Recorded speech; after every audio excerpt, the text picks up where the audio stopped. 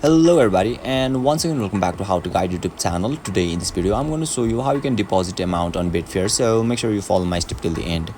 First thing first, I assume that you already have an account in Betfair and already logged in, and now right after that you'll be able to see the interface of Betfair apps on in the screen, where you can see profile icon at top right corner. Just tap over there and you'll be redirected to the my account section, where you can see deposit option at top left corner. Once you tap on it, you'll be able to see lots of deposit options. You can choose any of them, and you simply need to complete your credentials and make sure to make a payment, and you'll be able to deposit amount successfully. So basically this is how you can deposit amount on Betfair, and if you still encounter any issue during this process, feel free to leave a comment and I'll be happy to assist you.